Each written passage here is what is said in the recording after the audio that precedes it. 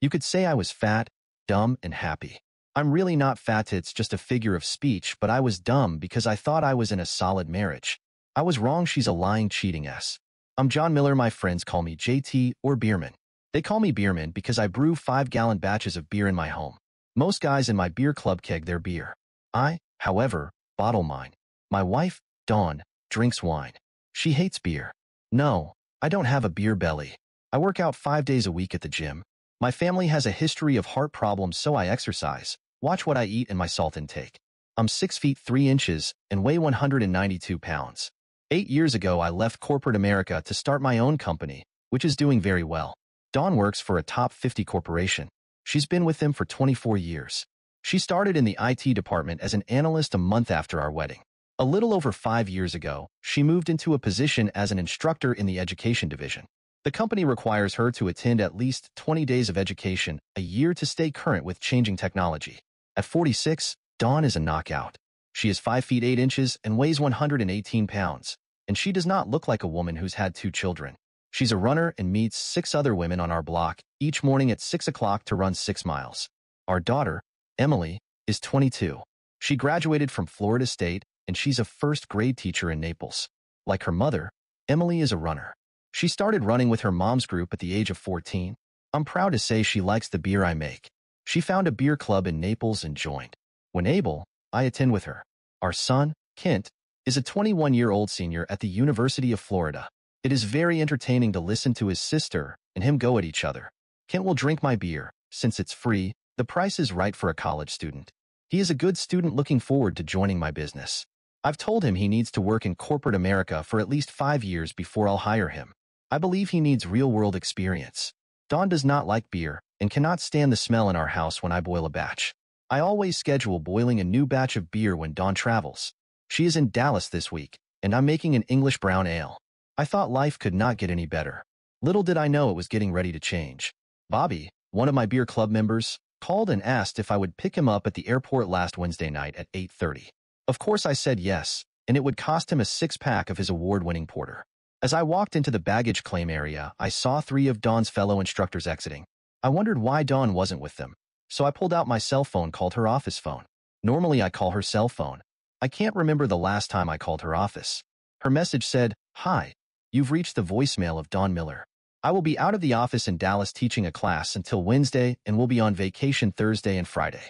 Please, leave a message at the tone, and I will return your call on Monday."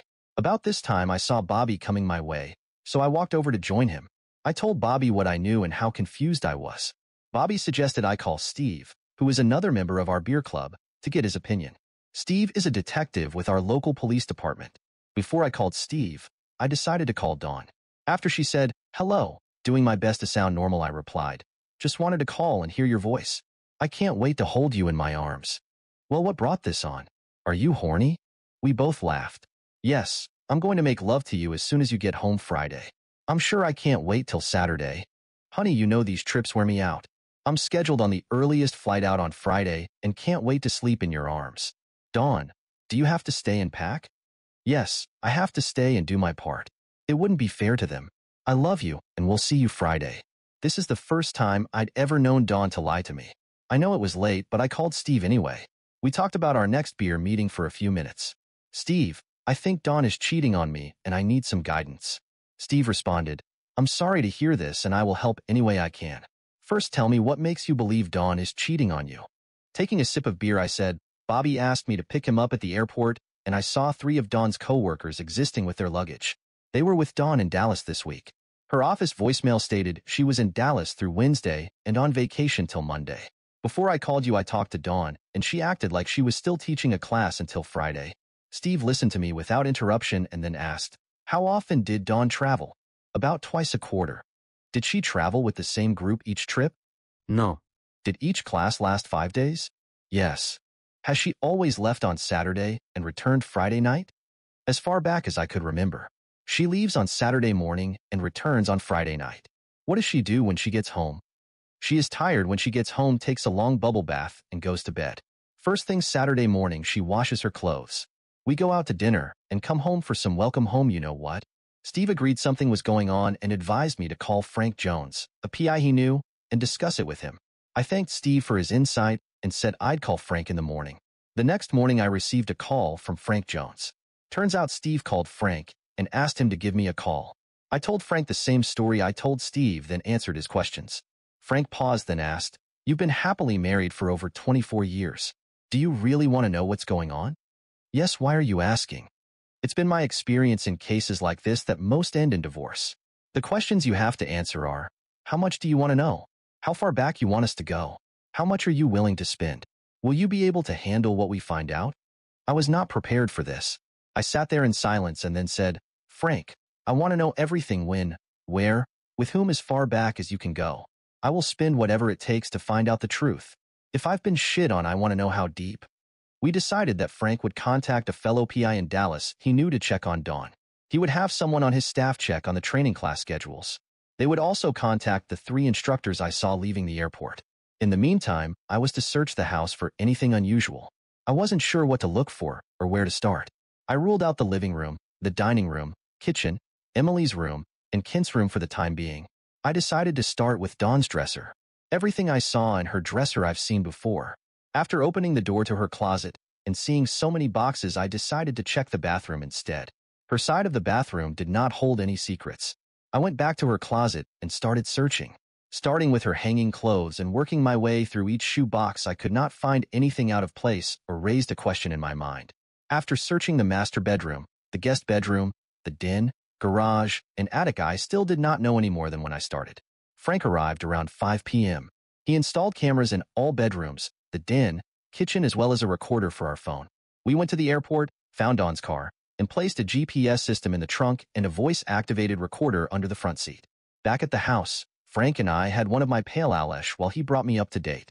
Dawn's class schedule varies per location, ranging from 3 to 5 days. The class in Dallas was scheduled for 3 days, Monday through Wednesday. Tom, Paul, and Bev flew out on Sunday afternoon, returning on Wednesday night. Classroom material is shipped to the class location a week before the scheduled class. Instructors do not set up nor take down. Each location has staff to handle setup and tear down. Sitting there taking time to regain control of my anger, I thought of my father. "JT, you must stay in control of your anger. You can't think clearly when anger is in control." Storming up to the kitchen, I growled, "Damn it. That bee has been blowing smoke up my ass. She will pay." "Did you find anything during your search?" "No. I got us another beer, this time an IPA, India Pale Ale, and told Frank I hadn't found anything out of place. The only red flag we could see is Dawn's need to wash her clothes. After some discussion, we decide Frank will intercept her bag at the airport and I will research how to disable the washer so it won't work immediately. Before Frank left, he told me his Dallas contact is on site at Dawn's hotel and he'll talk to his contact in the morning and then call me. Frank left, and I had another beer, wondering how to break a washing machine. I couldn't bring myself to sleep in the master bedroom. I slept in Kent's bed. Needless to say, I slept very little. To keep up my routine and get my mind off things, I went into the office. Frank called about noon, and we agreed to meet at my house that afternoon. Frank arrived at 2 with an armful of files. He passed on my offer for a beer. This time he was all business. The Dallas contact emailed his report with pictures attached. Frank pulled out a picture of 6 people sitting around a restaurant table. There were 3 women and 3 men sitting in couples. Frank asked, "Do you recognize any of these people?" I looked at the picture for a while before saying, "The only person I recognize is Dawn." He then handed me a picture of each person for a better look. Once again, I studied their faces several minutes without speaking. I handed Frank one of the pictures and said, "I think I've seen this person before, but I don't know where." Frank said, "While they were eating, video cameras were installed on each floor of the hotel, facing down the hallway of each floor." The next series of pictures showed them leaving the restaurant, entering the elevator, and all 6 getting off on the 7th floor. The women entered room 707, and the men entered room 709. Pictures from 10:15 a.m. Friday morning showed 2 of the women exiting room 707. There were pictures of 2 men exiting room 709 Friday morning at 10:29 a.m. The next batch of pictures showed them exiting the elevator, walking through the lobby, then out the front door. These pictures gave me the impression this was a group of friends or business associates, not lovers. Frank told me they went down the street to a restaurant for lunch. Each paid for their meal and returned to the hotel. There was a batch of pictures showing them exiting their hotel rooms, carrying their luggage to the elevator. Each approached the front desk and checked out. Frank turned to face me with a serious look on his face and asked, "Bierman, I'm going to ask you once again. Are you sure you want to know everything? Without blinking, I said, hell yes. Frank paused, still looking me in the eye, then proceeded, on a scale of 1 to 10. How blunt do you want me to be? 11. Don't hold a damn thing back. Another file was handed to me as Frank gave me a narrative of what I was observing. Without going into the whole conversation, I found out the Dallas agents went into rooms 707 and 709 with the cleaning crew videoing both rooms. Turns out 707 and 709 are connecting rooms with a connecting inside door between them. They took the sheets off of the beds, sent them to a lab for DNA analysis, bagged their used glasses for fingerprints, and went through the trash. The Dallas PI said the rooms reeked of you-know-what, and all 4 beds had been used with stains all over them. Until the lab results came in, we wouldn't know if Dawn had participated in or just watched. But there had definitely been an you-know-what in the rooms. No way. We both know she was in that room getting F. Looks like the B I married is a lying, cheating. You got the idea? I said. I paced around the room cursing for about 5 minutes. I stopped, looked at Frank and said, F her. What do we do now? The B is due back tonight. First, let's go disable the washing machine. We pulled it away from the wall and cut one of the wires going to the motor. I think Frank wanted to do this first, just to give me a simple task to do, giving me time to get control of myself. We went back to the kitchen, and Frank hit me with something I never considered possible. He wanted to take a DNA sample from me, and wanted to know if I could find a hairbush with hair from each of the children. I sat down and asked, what makes you think the children are not mine? I don't have any idea. You wanted to know everything, and this is just one item on our checklist. I thought for a minute, said, we have a clipping of their hair before their first haircut. You only need 1 piece for each, right? He said, that will work. Frank placed my sample in a bag numbered 1, Kinson number 2, Emily's and number 3. We got a hair out of Dawn's brush and numbered it 4. He would send them to the lab in the morning. Frank had a contact at the airport that was going to try to intercept Dawn's luggage. She would be late getting home because of the time it takes to report missing luggage. Those tasks were out of the way, so we discussed my ability to act normal around Dawn. Could I welcome her home with a hug and a kiss? Could I sit and listen to her lie about her trip? Could I take her to dinner tomorrow and have it with her? How long and how well could I lie to her? Frank explained his staff needs time to obtain and analyze the evidence. It may take several months to understand everything going on with Dawn. Could I hold it together for months? I told him, I'll do whatever it takes. I want to know the truth. Frank reached into his pocket and handed me a bag of Viagra just in case. He then asked, would it be possible for you to go out of town on a 3 to 4 day business trip? I thought about whom I could go see on short notice without raising a red flag to Dawn. A smile crossed my face. I looked up and said, yes, I can go to St. Louis and see one of my oldest customers. We will play golf, smoke cigars, and drink my beer. Damn, Fred really enjoys drinking my homebrew. I will tell Dawn I'm going to leave Monday morning, returning Thursday afternoon. Will this work? Why do you want me to go? Frank said, good question. I figure if Dawn is up to something, she will not do anything to make you suspicious. She may let her guard down with you out of town. Slip up? I'm betting she had a great weekend and can't wait to talk to them again. The only place we don't have a bug is in her office. Wait a minute. Is there something she always wears or carries with her? Maybe we can attach a small bug to it. Do you have any idea? We stared off into space thinking for a while, and I said, the only thing I can think of is her briefcase. Franks responded, it's not the best, but it's better than nothing. I'll leave a bug with you, and you can attach it to the briefcase tonight. It's time for me to leave. Are you ready for showtime? I simply said, yes. Before Frank got up, he said, if you get a chance tonight or in the morning, check Dawn's underwear. My guess is these guys were bareback. You may want to get checked for STDs and HIV. Good night. Give me a call if you get a chance this weekend. Remember to stay calm. I sat on the back deck with a porter and let my mind wander. Other than Dawn's desire to wash her clothes first thing Saturday morning, I could not think of anything that would give me a reason to doubt her. About 10 minutes before Dawn arrived, I got a call from Frank telling me they retrieved her luggage and it was on the way to the lab. Again, he reminded me to stay calm. Dawn arrived as always tired from her trip, but this time she was upset with the airline losing her luggage.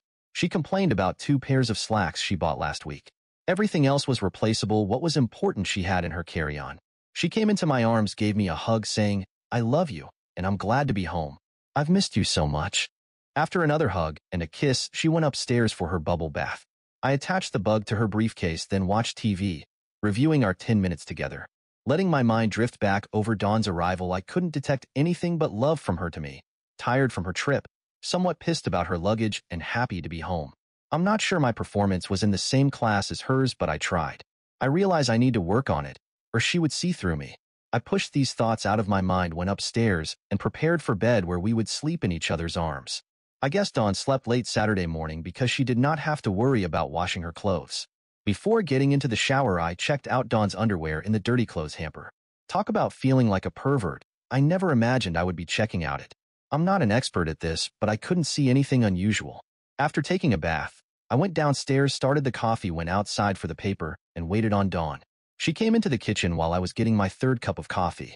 She was wearing her robe with a rested look on her face. I gave her my best smile, saying, "Good morning, sleepyhead.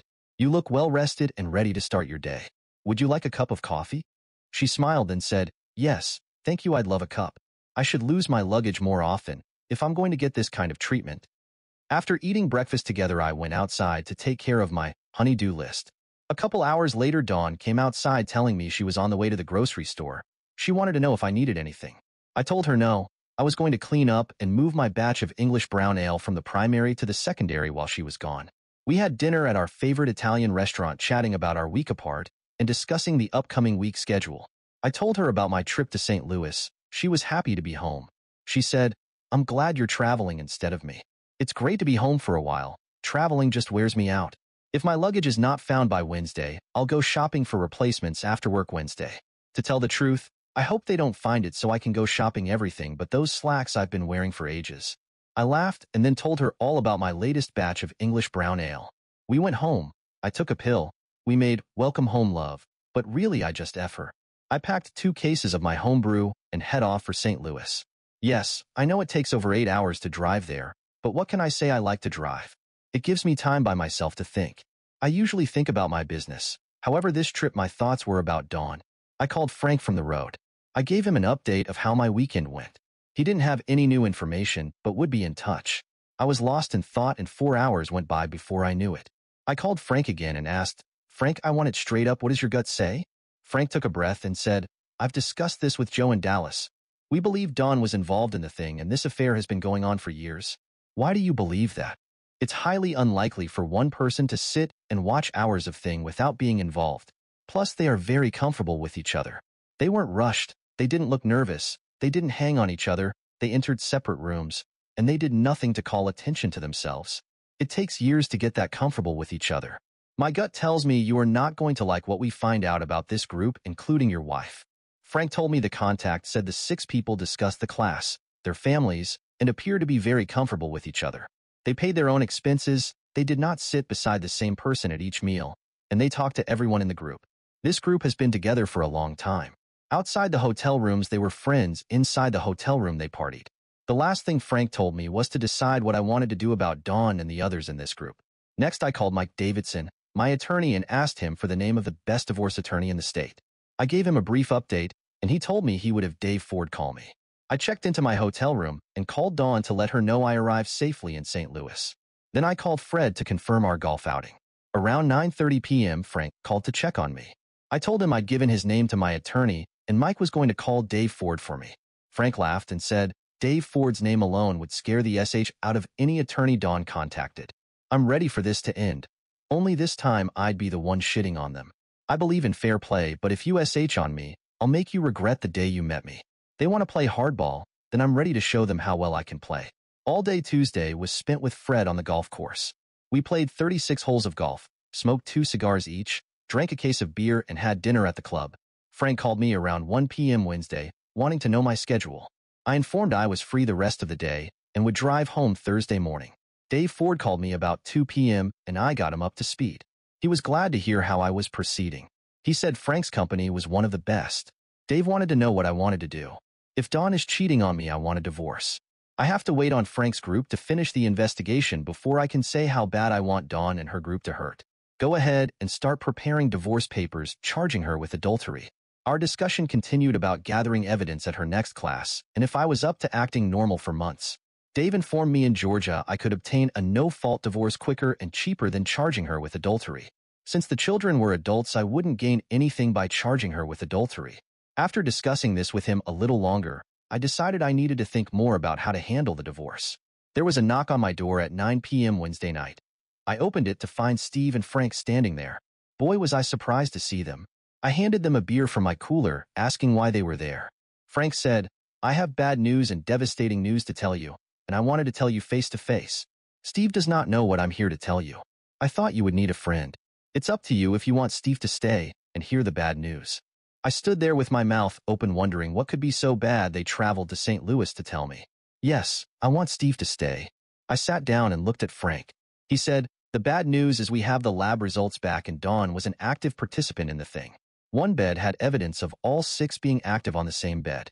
The girls each had their own bed, and our evidence proves each woman entertained all 3 men on their beds. We identified Dawn by the DNA hair sample we got from your house." Bierman, I'm sorry it turned out this way. Stunned, I sat there trying to comprehend what I heard. I don't know how long I sat there in silence with my eyes closed, my blood boiling, fighting to regain control of my anger. Slowly, I opened my eyes and whispered, "What could possibly be worse than my wife being involved with 5 other people?" Frank cleared his throat, then said, "2 of the men involved are the biological fathers of Kent and Emily. You are not the father of either child." Bolting from my chair, I screamed, "What? My children are not mine? That damn you know who will pay, and I'll be the one collecting. The B has been having an affair for over 24 years and playing me for a fool." They sat there in silence and watched me pace around the room. My mind was going 1,000 miles an hour, trying to comprehend what I was told. I watched my perfect world collapse around me. What in the world was I going to do now? Never in a million years would I believe Kent and Emily were not my children, much less believe Dawn was involved in an affair lasting the length of our marriage. Frank was correct that this was devastating news. One thing for sure is they would pay dearly for this. I would teach them how well I play hardball. Steve and Frank sat there watching my emotions change from shock, disbelief, confusion, sadness, loneliness, loss, anger, rage, and eventually determination. I don't know how long I paced. Time just seemed to stand still. Now I know why Frank came to St. Louis and brought Steve with him. They were there to support me as well as make sure I didn't do anything stupid. After I got control, we discussed my options and goals. I told them all 6 of them would pay big time for this. We got very little sleep, and I was glad they were with me. Without them, I don't know how I'd have been able to drive. Once we had the evidence, we would decide the most painful course of action against them. My divorce from Dawn would be very public and embarrassing for her. Yes, I know I'd be embarrassed too. Soon everyone would know Emily and Kent had different fathers by my lying, cheating SL wife. In the state of Georgia, either party can file for a no-fault divorce. You file, wait 30 days, you're granted a divorce and divide the marital assets. If you file for a divorce on grounds of adultery, it takes months to obtain a court date, then you have to prove adultery occurred. I really wanted to take Dawn to court on charges of adultery and drag them through the process. However, Steve, Frank, and Dave convinced me to go after a no-fault divorce. It would be quicker and cheaper. I'd still be able to embarrass Dawn and her gang. I just had to decide when, where, and how. Back in Atlanta, Steve, Frank, Dave, and I met in Frank's conference room to discuss what we knew, what we needed to find out, how to find out, and how to make them pay. Hey, Frank, did Dawn do anything wrong while I was in St. Louis? No. Dawn didn't do anything or have any phone conversations that were inappropriate. Frank continued, "We traced the gang of 6 back the past 5 years. 2 of the gang always reserved connecting rooms, but not the same 2 each time. Most of the time all 6 were there, and sometimes it varied. There were times when one of the women would be there with the 3 guys. There were always at least 4 of some combination." This wasn't what I wanted to hear. I slammed my fist on the table, shouting that lying, cheating will pay. Frank, find out everything you can about the gang of 6, including Dawn. Clearly, I didn't know her. I want to know if they're married, how long, do they have children? In the case of the women, were their children fathered by their spouse? Do they all work for the same company, where they lived, and anything else you could find out? Armed with Dawn's schedule, Frank knew when and where the next class was scheduled. This gave Frank time to develop contacts, devise a plan to plant cameras and bugs in their hotel rooms. Yes, I know this couldn't be used in court, but I was going after a no-fault divorce. I needed information. One thing I learned from Dawn's calendar, she had 3 classes scheduled between now and our 25th wedding anniversary. Our 25th wedding anniversary will be on a Sunday, and Dawn will end a class in Orlando on the Friday before it. I looked at the group and said, I want this to end the last day of class before our anniversary. I'll not celebrate our anniversary with her, and the you-know-who will not like her gift. Gentlemen, this is when I stop being a C to my lying, cheating wife, and she starts paying for 24 years of being a lying, cheating S. This is where I turn my pain into their nightmare. Dawn will regret the day she met me. I owe her for being lied to each and every day for the past 24 years. A week later, we were in Dave's conference room being updated by Frank, George C. Thomas of Richmond, Virginia, Henry S. King of Little Rock, Arkansas, Charles K. Nixon of Columbia, South Carolina, Joyce D. Hopkins of Miami, Florida, Catherine G. Williams of Knoxville, Tennessee, and Dawn made up the gang of 6.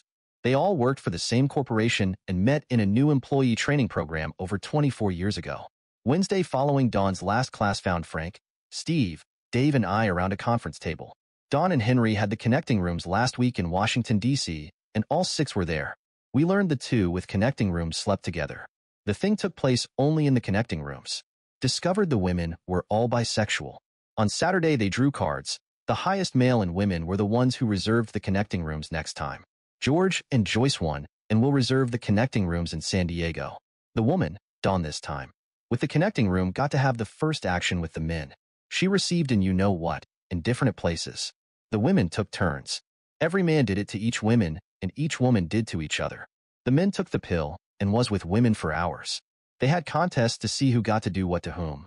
With the exception of the connecting rooms, everybody was spread out on different floors of the hotel. You never saw a woman go into or exit a man's hotel room, and they never exited from the connecting rooms at the same time. During the week, they had meals with others from the class.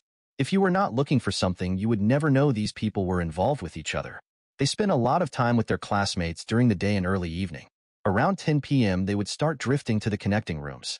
Sometime after 2 a.m., they would start back to their own rooms. The only exceptions to this were Saturday and Thursday nights, where all 6 of them stayed all night in the connecting rooms. All of their discussions and interactions outside of the connecting rooms were like normal business associates. They discussed where they stayed, where they ate, ball games they went to, plays they saw, what their children were doing, about their vacations and their spouses. I guess after 24 years, it's easy to hide what's going on from the rest of the world. Once again, Frank's agents went in with the cleaning crews. Since the thing was confined to the connecting rooms, collecting and identifying hair and fingerprint samples for each person was simplified. We took sheets from each room for analysis, as well as taking samples from the women's soiled underwear. Armed with the DNA evidence, we were able to identify George as Emily's donor and Chuck as Kent's. Watching all of the unprotected action they had, there was no way Dawn could know who was the father of her children. George C. Thomas of Richmond, Virginia, has been married for 24 years and has 2 adult children, all living in the Richmond area. George and his wife will find out shortly that George has another daughter. Henry S. King of Little Rock, Arkansas, has been married for 23 years and has 21-year-old twin sons. Charles K. Nixon of Columbia, South Carolina, married his high school sweetheart. They have been married for 25 years and have a son. Chuck is about to discover he is the father of another son. Joyce D. Hopkins of Miami, Florida, is married and will celebrate her 25th wedding anniversary next month. Joyce is the mother of a son 23 years old and a daughter 21. Catherine G. Williams of Knoxville, Tennessee, has been married for 23 years and has 2 daughters and a son. Everyone in the gang of 6 has been married for over 23 years and appears to be as happy as I thought I was before discovering my wife is a lying, cheating. What we would like to know is if any of the 3 men is the father of any of Joyce's or Catherine's children. Odds are they are the biological father to at least one of their children. I bet their spouses would like to know the answer to that question. Frank hopes to know this by next Wednesday. How he plans to find out, I don't have a clue. Wednesday at Dave's office was a short meeting. First, Frank told us the Orlando class is only a 3-day class. Can you believe it? The S plans on spending Thursday and Friday getting F before our anniversary. That B doesn't have any respect for me at all. Damn it, the B is going to pay. After giving me time to calm down, Frank said, Bierman, you're not the only spouse with children fathered by another man. Henry is the biological father of Joyce's daughter and Catherine's son. George and Chuck for Catherine's 2 daughters. Can you believe it? Joyce is the only woman to have at least one of her children fathered by her spouse. Henry is the biological father of Joyce's daughter and Catherine's son. George is the biological father of Emily and one of Catherine's daughters. Chuck is the biological father of Kent and one of Catherine's daughters. Man, I need a flowchart. I guess because I know my marriage is over and I've gone through the stages of grief, I'm able to act like a loving husband. This has become a game for me. Acting like a loving husband while plotting the destruction of Dawn, my lying, cheating soon-to-be ex-wife, has been entertaining. I figure if she can lie to my face for over 24 years, surely I can fake being a loving, caring, dumb husband for a few months. Frank's team would go through the same procedures in San Diego as they did in Washington. We would review the tapes and evidence collected to see if we were missing something. We believed everything would be the same as Washington. To say I was looking forward to Orlando and turning their world into a nightmare is an understatement. Catherine didn't make it to San Diego. Dawn and Joyce were excited about sharing the 3 cocks between the two of them. Since it was going to be a 3-day class in Orlando, all 6 of them planned to attend.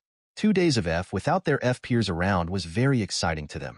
Dawn proved she didn't give a damn about our anniversary by staying with her buddies instead of rushing home to the one she loves. What they didn't know, I was going to be their Wednesday afternoon instructor. I'd conduct the last hour of the class while all of the students were still there to witness the gang of 6 public exposure and destruction. Dave Ford and his staff had all the information they needed to prepare the legal documents. He promised me everything I needed would be ready on time. Frank would have his staff on site and monitoring the gang members. Showtime was approaching. Dave, Frank, Steve, and I worked through how to handle their exposure. The stage was set now. I was ready for my turn at bat. Saturday after Dawn left, I called the gang of 6 spouses. I told them I wanted to surprise my wife in Orlando for a combination 25th wedding anniversary and 25 years with the company. Since their spouses started with the company at the same time my wife did, I think it would be fun for them to be there. This was my treat. There would be an airline ticket at the gate waiting for them. I told Kent and Emily about surprising their mother on Wednesday and invited them to meet me in Orlando on Tuesday. Tuesday night I met with my children and told them everything. I spent hours going over how I found out, what evidence I had, how I planned on destroying their mother's world tomorrow, and how much I loved them. I told them, I'm not your biological father, but you are my children, and I'd always be your father. We cried and held on to each other. They asked a lot of questions and I answered them truthfully without sugarcoating my answers. I asked them not to warn their mother, which they both promised me they wouldn't. Looking into their eyes, I said, I want you both to be there tomorrow when I confront and embarrass the hell out of your mother. This is a lot to ask of you, and I'm sorry if I embarrass you. The fact you are not my biological children will be all over the Atlanta papers by this weekend, so we all will be embarrassed. You'll see me being a bastard to your mother and her buddies. My goal is to scare the SH out of them and make the rest of their lives a living hell. If you go, you'll hear me say almost anything to embarrass them. Nothing I say will change the way I feel about you. You're both adults, so I can't adopt you. I would if I could, but know from the bottom of my heart I love you and consider you to be my children. You are free to choose whether you'll be there. After all, she is your mother. You do not have to decide right now. Take time to think it through and make your own decision. Remember, I love you now and for always. With tears in his eyes, Ken asked, Dad, I know Mom loves you, and you love her. Can you forgive her and move on? Why can't you and Mom go to counseling and work through this? Asked Emily. I looked at my children while trying to gain control of my temper. How do you answer in a calm, reasoning way unbelievable questions? Taking a deep breath, I know as children you always want your parents to stay together and always be there for you. Please close your eyes and let me take you on a journey. You've met the perfect person and want to spend the rest of your life with them. You can't bear being away from them any longer than required. After a fantastic honeymoon, you settle into your jobs, and several years later you have 2 fantastic children. You spend your time living for your family, going to soccer practice, soccer games, cheerleader camps, Girl Scouts, through teenage years, romantic vacations and dinners with your spouse, holding the people you love most in this world, living to spend every minute with the ones you love, going out of town at the last possible moment and returning as quickly as possible to your loving family. Every day you thank God for your family and the happiness they bring you. You're happy and feel blessed knowing your life can't get any better. Pausing and letting my statements soak in for a moment. They have smiles on their faces. Kent, you're watching a movie staring your lovely wife. She's in a hotel room with 3 men and 2 women. Each woman draws a card from a card deck. Your wife gets a huge smile on her face as she shows everyone her ace of spades. The 3 men start removing your wife's clothes. They continue on for a few minutes, then the man switches places with the other man and doing you know what. So Kent, do you believe your wife loves you? Emily, now picture your husband as one of the men in this movie. Are you in a forgiving mood? Are you looking forward to counseling and working through this? Kent sat there with tears in his eyes while Emily sobbed, pausing a moment for them to think about what I said and to gain control of their emotions. At the end of the movie, as the film credits roll by, you learn this group has been making at least 4 movies a year for the past 24 years. We can go over to my laptop and access a video stream of them in a hotel room a mile from us, right now making another movie. I've collected over 40 hours of tape of your mother and her gang from her last 3 trips. Can't you discover you are not the biological father of your children, Or Emily, you discover your husband is the biological father of someone else's child. How would this make you feel? I took a breath and continued. The person you love most in this world is leaving you and their children a day early to meet a group of people so they can have an additional day of the thing. Plus, they stay over another 2 days. When your spouse comes home, they need 24 hours to recover before they can be with you, the one they claim to love. How much do you think they love, respect, and care for their spouses or children? Your mother not only disrespected and lied to me, she disrespected and lied to both of you. Kent, choking back tears, said, Dad, I never thought of it that way. You're right, I wouldn't want my wife to treat me that way either. I've never looked at it as Mom choosing to spend more time with that group over staying home with us, much less how devastating it has been for you. I love you. I don't know if I can be there for you tomorrow. I'll let you know. Dad, I'm so sorry for your pain. I'd cut off my husband if he did that to me and my children. You can count on me, I'll be there for you tomorrow. Dad, thank you for being my father. I love you. Emily continued, Can't get your head out of your. Mom chooses her buddies over us. You'll be there with Dad and me tomorrow. Stand up and be a man. Talk about being blown away. Emily's reaction and outburst was a total surprise to me. The look on Kent's face was priceless. God, I love my children. Emily looked at me with fire in her eyes. What's the game plan for tomorrow? I've invited the gang of 6 spouses to join us tomorrow. Their spouses think I'm having a party for our 25th wedding anniversary, and since their spouses have been with Dawn all these years, I felt it appropriate for them to join in the fun. You and Kent are the only 2 I've told in advance. This will be a total surprise to everyone else. I want them to freely let their emotions flow and respond to their cheating spouses. I'll give them a copy of all the evidence I have. Before I forget, you have some half-brothers and sisters you may want to meet at a later date. All 5 of the other spouses showed up at the hotel where we met, got to know each other, and had a nice lunch. At 2 p.m. we, including Kent, headed over to the hotel where Dawn's class was being held at. The rest of my surprise guests were waiting for us in the hotel lobby. An attorney from Dave Ford's office, a PI from Frank's staff, and a video camera operator were my other special guests. At 2:30 a.m. florist delivered the 25 red roses I'd ordered. Emily and the other women commented on how nice they looked. Emily had fire in her eyes. She was ready for battle. I took a moment to calm her down and let her know I was running the show. At 2:45, we started through the lobby toward the meeting rooms. Emily was ready, Kent was following Emily's lead, and the spouses seemed caught up in the excitement. With the 25 roses, I entered Dawn's classroom at 3 p.m., followed by John manning the video camera. Dawn turned bright red seeing me approach her with the roses and a smile on my face. I commented on her face matching the roses, and everyone laughed at my little joke. Dawn smiled, then turned toward the class and introduced me to them as JT, her husband. I looked out over the crowd, identifying where the other 5 were seated. True to form, they were spread out across the classroom. Looking at Dawn, I said, I know today is the last day of class, and before you leave today, I wanted everyone's help in making today memorial for you. This Sunday is our 25th wedding anniversary. Before I could continue, the group entered from the hallway, with Emily leading the pack. The photographer got a fantastic shot of Dawn's face as they entered, and the look on her face was priceless, but the look on the group members was one of total panic. Standing there with a huge smile on my face, I watched as Emily introduced Dawn to the spouses of her buddies. Emily was enjoying this drama unfold. This was a side of Emily I'd never seen. Her future husband better toe the line. This Sunday is our 25th wedding anniversary, and I wanted your help in making this special. Dawn will celebrate 25 years with this company next month. Isn't it exiting 2 major milestones happening within a month of each other? George, Henry, Chuck, Joyce, and Catherine joined about the same time. I invited their spouses to join us here for this special occasion. John is videotaping this special occasion, so please say a few words for the camera before you leave. In a few minutes, I'll introduce you to the other attendees. I took this time to pause, catch my breath, slow down my racing heart, and take a look at the gang of 6 faces. George, Henry, Chuck, Joyce, Catherine, please come up and join us. This group slowly approached the front of the room while the other class attendees applauded. When Emily appeared at my side, I knew she was ready for fireworks. Taking Emily by the arm, I lead her over to George. Then I said, Emily, I'd like to introduce you to George Thomas, your biological father. Dawn turned white as a ghost, and George's wife looked at me and asked me to repeat what I'd said. George is Emily's biological father. George found his voice and said, What makes you believe I'm her father? Holding out my hand, and the attorney placed 3 documents in my hand. Turning to George, the first handed him the first document saying, This is a request for a court-ordered paternity test. Handing him the second document, I said, I'm suing you for 21 years back child support and emotional trauma. Finally, George, this is a copy of the suit I'm bringing against your employer for not enforcing the morality clause in your employment contract.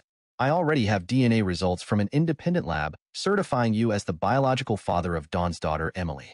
The court-ordered test is just a formality. I turned to George's wife and said, "Don't worry.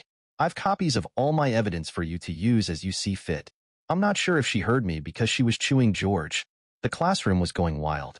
The other spouses were in shock and now understood they weren't invited to a happy party. Well, at least I was enjoying myself. Kent surprised me by stepping up to me. He stood up straight and just nodded his head. I was very proud of Kent at that moment. So we walked over to Chuck, where I introduced him the same way I did Emily to her biological father, saying, "Kent, I'd like to introduce you to your biological father, Charles Kent Nixon." The room went silent when they heard Chuck's middle name. In the silence, once again the attorney placed the documents in my hand. I went through each document with Chuck the same way I did with George. Chuck's wife wanted to make sure I had copies for her. Everyone in the room seemed to settle down since Dawn only had 2 children. I smiled knowing that I wasn't going to let the others get away without any pain. They had played, now they were going to pay. Dawn was sitting in a chair sobbing. Could I have everyone's attention? I know this isn't what you were expecting when I entered. Hold on tight, the fun is just starting. You could hear a pin drop, it got so quiet. Continuing, I found out 5 months ago that Dawn, Joyce, Catherine, George, Chuck and Henry attend class so they can get together to do you know what. This has been going on for over 24 years. Emily turned 23 4 months ago. You do the math. Now I don't want the others to feel left out, so I'll share my information with the other spouses. The gang of 6 started yelling while their spouses were chewing them up. While all the chaos was going on, the PI from Frank's office started a videotape from one of their sessions. A hush came over the room while everyone watched the thing being displayed. This got everyone's attention. For those of you keeping score, Henry is the biological father of Joyce's daughter and Catherine's son. George is the biological father of Emily and Catherine's oldest daughter. Chuck is the biological father of Kent and Catherine's youngest daughter. This means Joyce's son is actually her husband's child. Can you believe that? 6 out of the 7 children these 3 women had, only one was fathered by their spouse. The room was in total chaos. I'll not go into detail about the rest of the proceedings. Let's just say all the legal documents were delivered. Their spouses were given copies and major pain was inflicted on the gang of 6. Handing Dawn the divorce papers, I said, "Don't call. Don't come home and don't come see me. Eat SHU lying, cheating SL." Sitting in my hotel room, sipping an ESB, extra strong bitter, I reflected on the way things happened with Dawn and her gang. Emily disrupted my script when she stood beside me. I planned on starting with Dawn, work my way through each member of her group, and then let everyone know about the children. Emily wanted to move straight into confronting her biological father. My script went into the trash and I went with the flow. I accomplished my objectives of letting the gang of 6 know that I exposed them to their spouses. I publicly embarrassed them in front of their peers. I served them with legal documents suing them, and I left them with very angry spouses. I'm feeling better about myself. While getting another ESB from my cooler, there was a knock at my door. Opening the door, I saw my children standing there. Last time I saw them, they were helping their mother to her room. They came in, gave me a big hug, and told me they loved me. Emily said, "Dad, I know you don't want to hear about Mom, but she is a basket case. I'm taking her home with me tomorrow. She needs the rest of this week to get her things together before she returns to Atlanta. I'm her daughter. I love her. I want to kick her for what she's done to our family, but she needs me." Emily still had fire in her eyes. I knew Dawn needed to be with someone, and I'm glad Emily stepped up to do the right thing for her mother. One thing I learned about Emily these past few days, she is a strong woman, and she would be very firm with Dawn. Kent said, "Dad, I love you, and hate what Mom did to our family. Can I ride home with you tomorrow?" Of course, my answer was yes. I'd love for you to ride home with me tomorrow. Emily stood up, gave me a hug, and said, "I'm going back to spend the night with Mom. I don't think she should be by herself." The last thing she said as she walked through the door was, "Dad, I love you." Kent spent several hours with me, drinking beer with me before he returned to his room. It's been 5 years since I destroyed the world the gang of 6 lived in, and I'm happy to say they have been good years for me. I feel great about what I did to that group of you-know-who. All 6 were fired the following week. They're divorced, broken, and alone. Strange how every time they get a decent job, their past comes back to haunt them and forces them to find another job. I'd like to take credit for that, but someone else is keeping track of them. They're trying to rebuild their lives and relationships with their children. I'm happy to say they have a long way to go. Their former spouses don't even speak to them unless they want money. A few are making some progress with their children. After returning to Atlanta and spending one night in the house, I knew I'd never spend another night there. There were too many memories there for me to deal with. I moved into a hotel while I looked for somewhere else to live. Kent rode back with me to Atlanta and stayed in the house until he moved to Dallas, Texas for his first real-world job. They seem to be happy with him and his work because he's been promoted 4 times. He's single, dates a lot, likes his job, and loves living in Dallas. This summer we will discuss him joining my company. Even after 5 years, his relationship with his mother is guarded. Occasionally they talk on the phone. Kent hasn't seen his mother since we left Orlando. Kent talks with Emily on the phone almost every day. The destruction the Gang of Six left in their wake when everything was exposed has affected all of us, especially the children. I don't know if Kent can ever trust anyone enough to get married.